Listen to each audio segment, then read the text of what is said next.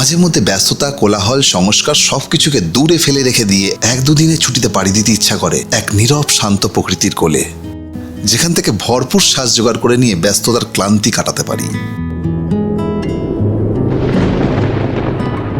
অন্তত কিছু দিনের জন্য তো বটেই। তাই আজ আমার ঘোরা এমনই 5টি জায়গার হদিশ দেব আপনাদের, যা পশ্চিমবঙ্গের মধ্যে তো অবশ্যই, কলকাতার খুবই কাছে। তাই দেরি কিসের, দেখে নেওয়া যাক।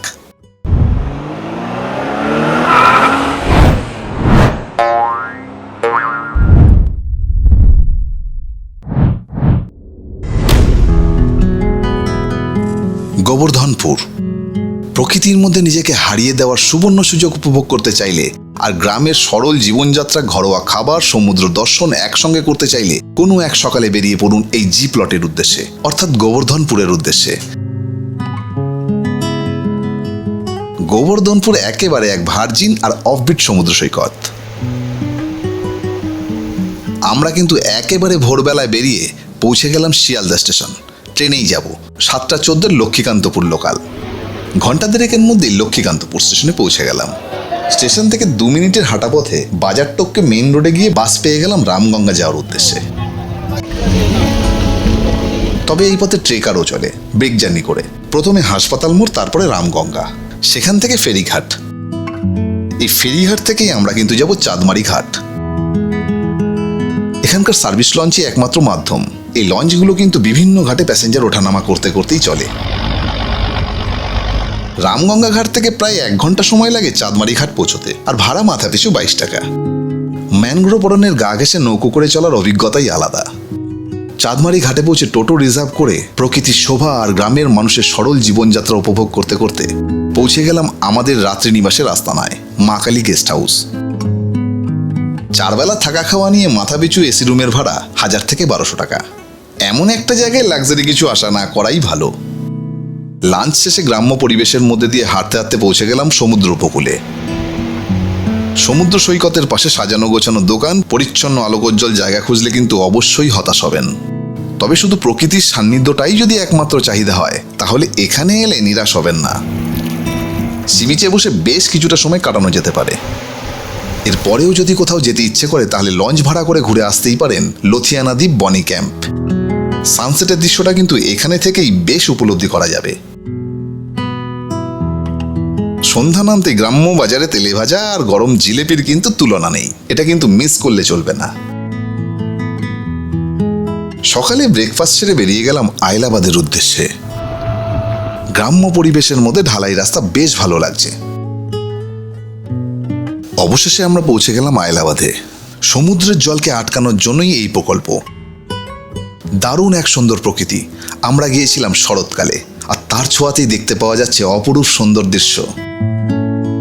আর তার মধ্যে দিয়ে নির্জন সমুদ্র সৈকত, লাল কাঁকড়ার দল। এত মায়াময়ী জায়গা যে কাছ থেকে না দেখলে বুঝতেই পারতাম না। এই দৃশ্য দেখার পর টোটো নিয়ে আমরা পৌঁছলাম বিশ্বজিৎ সাহুর বাড়ি। তিনি বছরের পর বছর ধরে বহু ঐতিহাসিক নিদর্শন সংগ্রহ এবং সংরক্ষণ করে রেখেছেন। প্রতিটি সংগ্রহ গায়ে শিহরণ জাগানোর মতো। গোবর্ধনপুরের একদিনের সৌন্দর্যের উপলব্ধি শেষে তাজা নিঃশ্বাস নিয়ে ফিরতে হবে সেই কোলাহলে। গোবর্ধনপুরের একদিনের সফর এখানেই শেষ। সম্পূর্ণ ভিডিওটি ডেসক্রিপশন বক্সের লিঙ্কে দেওয়া রইল। ম্যাসাঞ্জোর। প্রকৃতির সাথে আলাপ জমাতে চোখের নিমেষে দিনের দিন অথবা একদিনের ছুটিতে ঘুরে নিন ঝাড়খণ্ডের দুমকা জেলার ময়ূরাক্ষী নদীর ওপর অবস্থিত ম্যাসাঞ্জোর ড্যাম।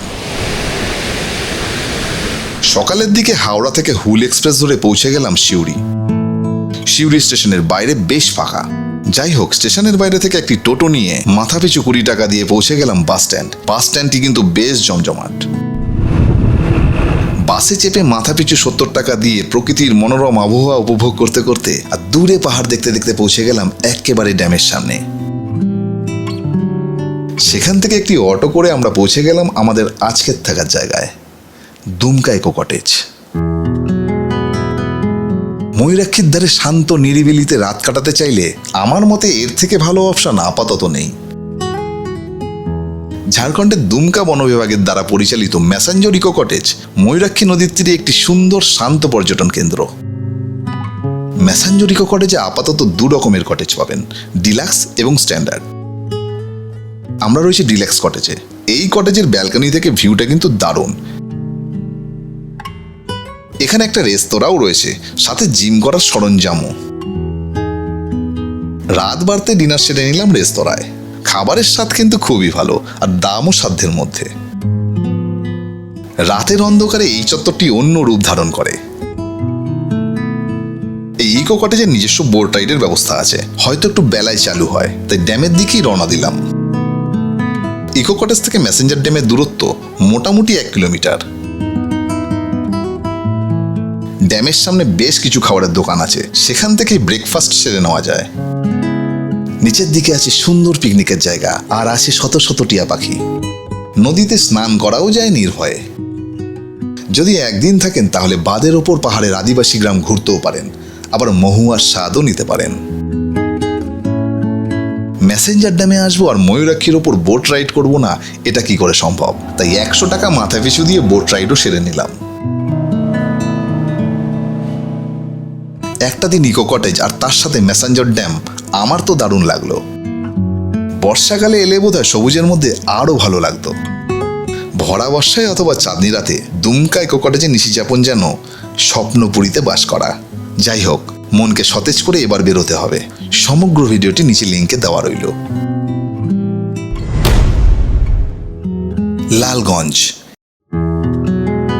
এবার আমাদের যাত্রা হবে কলকাতার কাছেই একদিনে ঘুরে আসার মতো নিরিবিলি সমুদ্র সৈকত আর ম্যানগ্রোভ অরণ্যের অসম্ভব কম্বিনেশন, লালগঞ্জ। শিয়ালদহ থেকে 7:14 নামখানা লোকাল ধরে প্রায় 3 ঘন্টা পর নামখানা স্টেশনে পৌঁছলাম। স্টেশনের বাইরেটি বেশ সুন্দর। যাই হোক, সেখান থেকে টোটো রিজার্ভ করে নিলাম। আপনারা চাইলে অটো স্ট্যান্ডের সামনে থেকে বাস কিংবা অটো করেও যেতে পারেন, সেক্ষেত্রে ব্রেক জার্নি করেই যেতে হবে। হাতানিয়া দোয়ানিয়া ব্রিজ ক্রস করে 10 মাইল বাজার হয়ে টোটো নিয়ে যেতে হবে। আমাদের ফুল রিজার্ভের দরুন তাই করতে হলো না। সুন্দর প্রকৃতির মধ্যে দিয়ে পৌঁছে গেলাম আমাদের গন্তব্য, সন্ধ্যাতারা হোমস্টে। যাওয়ার সাথে সাথে ওয়েলকাম ড্রিঙ্কস, তারপর ফ্রেশ হয়ে লাঞ্চ সেরে ঘুরতে যাওয়ার কথা নৌকা করে ম্যানগ্রোভ অরণ্যের মধ্যে দিয়ে লালগঞ্জ সি বিচ। কিন্তু বিকেলে জোয়ার না আসায় নৌকা চলাচলের অসুবিধা, তাই কাল সকালেই যাত্রা হবে। ঠিক হলো, আজ তবে গ্রাম ঘুরি। এত সুন্দর গ্রামের প্রকৃতি উপভোগ করার সুযোগ হাত ছাড়া করলে চলবে না। তাই টোটো রিজার্ভ করে প্রকৃতি দর্শন করতে করতে পৌঁছে গেলাম দীপঙ্কর বাবুর পাখির খামারে। রং বেরঙের দারুণ সব পাখি। পাখি দেখার পর কিছুটা সময় কাটিয়ে নিলাম খাড়ির সামনে। প্রকৃতি এতটাই সহায় ছিল সেদিন যে বেলা শেষে এই অপরূপ মেঘের ঘনঘটা আর ঝোড়ো হাওয়ার সম্মুখীন হলাম আমরা। দারুণ লাগলো। বৃষ্টি নামার আগেই পৌঁছে গেলাম হোমস্টেতে। সন্ধ্যে স্ন্যাক্স আর রাতে ডিনার শেষে ঘুম দিয়ে ভোরে বেরিয়ে পড়লাম এই গ্রামেরই এক দোকানে চা খাওয়ার উদ্দেশ্যে। নৌকা আমাদের দাঁড়িয়ে আছে ম্যানগ্রোভ অরণ্য হয়ে সি বিচ যাওয়ার উদ্দেশ্যে। ম্যানগ্রোভ অরণ্যের মধ্যে দিয়ে এই খাড়ির পথটা কিন্তু বেশ সংকীর্ণ।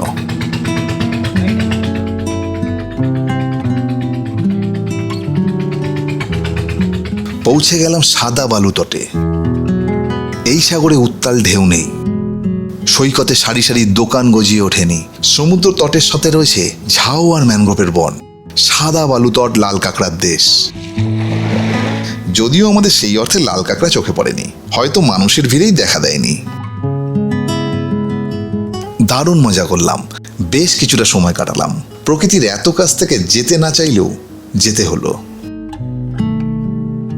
হোমস্টেতে ফিরে ফ্রেশ হয়ে ব্রেকফাস্ট সেরে লাগেজ গুটিয়ে রওনা দিলাম আবার শহরের উদ্দেশ্যে। Orchard homestay. বাঙালি হিসাবে নর্থ বেঙ্গলে যে আমরা কতবার গিয়েছি তার কোনো ঠিক নেই।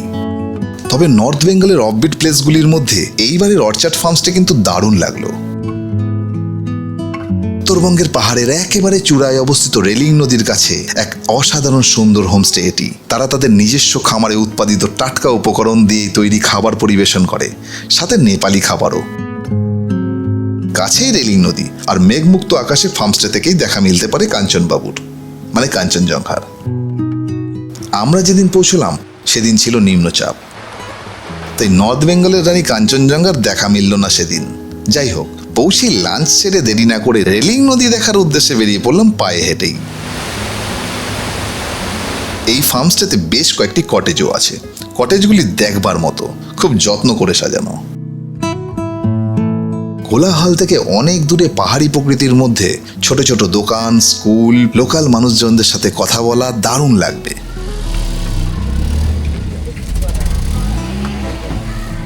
সাধনাজির নিজস্ব হাতে তৈরি সুস্বাদু খাওয়ার এই হোমস্টে এবং তার আশেপাশে দারুণ কাটলো দুদিন। আপনারা চাইলে একদিন ঘুরেও আসতে পারেন বিজনবাড়ি সহ দার্জিলিং ম্যাল। কলকাতা থেকে ট্রেনে আসতে গেলে এনজিপি স্টেশন হয়েই আসতে হবে, আর সেখান থেকে গাড়ি রিজার্ভ করে দার্জিলিং বিজনবাড়ি হয়ে রেলিং অর্চার্ড ফার্মস্টে। এনজিপি থেকে গাড়িতে পৌঁছতে সময় লাগবে 4 থেকে 4.5 ঘন্টা। আপনারা চাইলে হোমস্টেকে বলেও গাড়ি বুক করতে পারেন। আকাশে নিম্নচাপের দরুন কম বেশি বৃষ্টি আর হালকা ঠান্ডায় কাঞ্চনজঙ্ঘার দর্শন না পেলেও দুদিন মন্দ কাটল না। লিটল রঙ্গিত হোমস্টে। কলকাতা থেকে ট্রেনে এনজিপি হয়ে পৌঁছতে হয় এই লিটল রঙ্গিত হোমস্টেতে। এটি নর্থ বেঙ্গলের মিমটি গার্ডেনেই অবস্থিত। গাড়ি থেকে নেমে সবুজ পাহাড়ি পথ ধরে রঙ্গিত নদীর গা ঘেঁষে পৌঁছে গেলাম আমরা লিটল রঙ্গিত হোমস্টেতে। পাহাড়ের কোলে নির্জন নির্ঝুম এক হোমস্টে, পাশ দিয়ে বয়ে গেছে খরস্রোতা ছোট রঙ্গিত নদী। আজকালকার ব্যস্ততম লাইফ থেকে ছুটি নিয়ে একটা অফবিট ভিউ উপভোগ করতে অথবা দুদিন প্রাণ ভরে নিঃশ্বাস নিতে দার্জিলিং এর এই অফবিট জায়গাটা নিজের নেক্সট ট্যুর লিস্টে অ্যাড করে নিতেই পারেন। রাতের বেলায় ডিজনিল্যান্ডের মতন মায়াবী এই পাহাড়ি গ্রাম, টিম আলো দিয়ে সাজানো একটি কাঠের ব্রিজ, নিচ দিয়ে চলে গেছে ছোট রঙ্গিত নদী। আর এই আবহের সাথে যদি বারবিকিউ হয় তাহলে তো জমে ক্ষীর। আপনারাও চাইলে এই ব্যবস্থা নিতেই পারেন।